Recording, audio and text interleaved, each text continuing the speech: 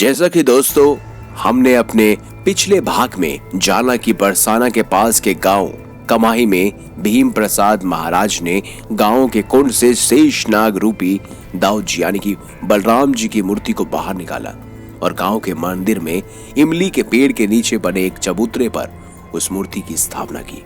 आप देख रहे हैं ज्योतिष बेस्ट उपाय। चलिए अब बढ़ते हैं भाग 2 की तरफ। भीम प्रसाद महाराज जी ने वो मूर्ति निकाली। गांव वाले और महंत जी की सहमति से भीम प्रसाद ने दाऊद जी की मूर्ति का मुख दक्षिण दिशा की ओर कर मूर्ति की स्थापना की। परंतु कुछ समय पश्चात ही जिस दिशा में मूर्ति का मुख था उस दिशा में भीषण आग लग गई। गांव वालों ने बड़ी मुश्किल से आग पर काबू पाया। कुछ समय के बाद उसी दिशा में फिर से आग लग गई।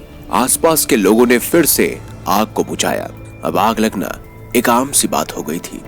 लोगों में भय फैलने लगा था कि किसी को कुछ समझ नहीं आ रहा कि आखिर आग हर बार क्यों लगती है।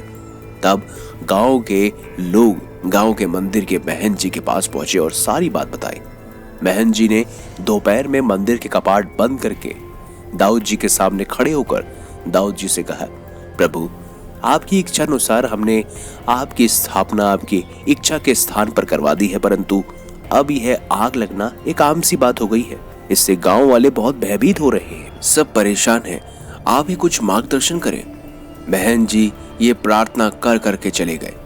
जब महंत जी रात को सोने गए तब उन्हें एक सपना आया जिसमें दाऊद जी यानी बलराम जी ने महंत जी को बताया कि गांव वालों ने उनकी स्थापना उचित स्थान पर की है, परंतु ये गांव मेरा तेज नहीं सहन कर पा रहा है, तो आप सभी मेरे सामने सूर्य नारायण जी की स्थापना करवा दीजिए। अगले ही दिन महंत जी ने सारी बात गांव वालों को विस्तार से बताई और दाऊद जी के सामने ही सूर्य नारायण जी की स्थापना करवा दी, जिससे दाऊद जी का सारा तेज सूर्य नारायण जी ने ग्रहण किया और भविष्य में कभी भी इस प्रकार की कोई दुर्घटना नहीं हुई। सारा गांव खुशी और श्रद्धा भाव से अपना जीवन व्यतीत करने लगा। लेकिन कहते हैं ना, सुखी परिवार सुखी गांव और सुखी व्यक्ति को नजर लगते देर नहीं लगती। ऐसा ही कुछ हुआ उस गांव के साथ। अगले भाग में यानी तीसरे भाग में हम आपको बताएंगे कि आखिर क्या हुआ था उन खास गांव वालों को।